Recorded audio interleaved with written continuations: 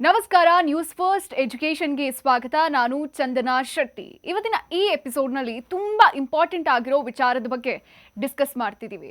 ಸದ್ಯಕ್ಕೆ NEET counselling ಪ್ರಕ್ರಿಯೆ ನಡೀತಾ ಇದೆ. ಈ ಹೊತ್ತಲ್ಲೇ ಎಲ್ಲ ನೀಟ್ ವಿದ್ಯಾರ್ಥಿಗಳಿಗೆ ಕೆಇಎ ಒಂದು ಮಹತ್ವದ ಎಚ್ಚರಿಕೆ ಸಂದೇಶ ಕೊಟ್ಟಿದೆ. ಹಾಗಾದ್ರೆ ಏನದು ನೋಡೋಣ ಈ ವಿಡಿಯೋದಲ್ಲಿ. ಮೆಡಿಕಲ್ ಸೀಟ್ ಕೊಡಿಸ್ತೀವಿ ಅಂದ್ರೆ ನಂಬಬೇಡಿ ಅಂತ ಆಕಾಂಕ್ಷಿಗಳಿಗೆ ಪರೀಕ್ಷಾ ಪ್ರಾಧಿಕಾರ ಖಡಕ್ ಎಚ್ಚರಿಕೆಯನ್ನ ಕೊಡ್ತಾ ಇದೆ.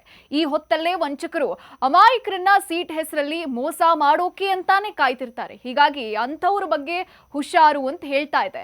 ಡಾಕ್ಟರ್ ಸೀಟ್ ಕೊಡಿಸ್ತೀವಿ ಅಂತ ನಂಬಿಸೋ ಜಾಲ ಆಕ್ಟಿವ್ ಆಗಿದೆಯಂತೆ. ಹೀಗಾಗಿ ವಂಚಕರ ಬಗ್ಗೆ ಕಿವಿಗೊಡಬೇಡಿ, ಮೋಸ ಹೋಗಬೇಡಿ. ಸೀಟ್ ಅಲಾಟ್ಮೆಂಟ್ ಬಗ್ಗೆ ಸ್ವತಃ ಕೆಇಎ ಮಾಹಿತಿ ಕೊಡುತ್ತೆ ಅಂತ ಹೇಳ್ತಾ ಇದೆ.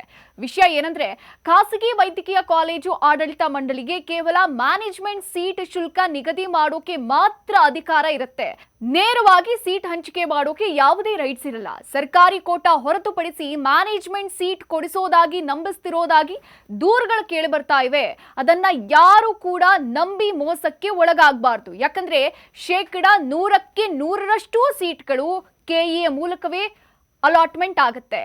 15% ಸೀಟ್ ಅಲಾಟ್ಮೆಂಟ್ ಮಾಡೋದು ಎನ್ಎಂಸಿ, ನ್ಯಾಷನಲ್ ಮೆಡಿಕಲ್ ಕಮಿಷನ್. ಉಳಿದ ಸೀಟುಗಳನ್ನ ಹಂಚಿಕೆ ಮಾಡೋದು ಕೆಇಎ. ಎನ್ಟಿಎ ನಡೆಸಿದ ನೀಟ್ ಪರೀಕ್ಷೆ ರ್ಯಾಂಕಿಂಗ್ ಆಧಾರದ ಮೇಲೆ ಸೀಟ್ ಅಲಾಟ್ ಆಗುತ್ತೆ. ಎನ್ಎಂಸಿ ಸೀಟು ವೇಳಾಪಟ್ಟಿ ಪ್ರಕಟ ಆದ್ಮೇಲೆ ಸೀಟು ಹಂಚಿಕೆ ಕೌನ್ಸಿಲಿಂಗ್ ನಡೆಯುತ್ತೆ. ಹೀಗಾಗಿ ಯಾವುದೇ ಕಾರಣಕ್ಕೂ ಮೋಸ ಹೋಗಬೇಡಿ ಅಂತ ಪ್ರಾಧಿಕಾರ ವಿದ್ಯಾರ್ಥಿಗಳಲ್ಲಿ ಮನವಿ ಮಾಡಿಕೊಂಡಿದೆ.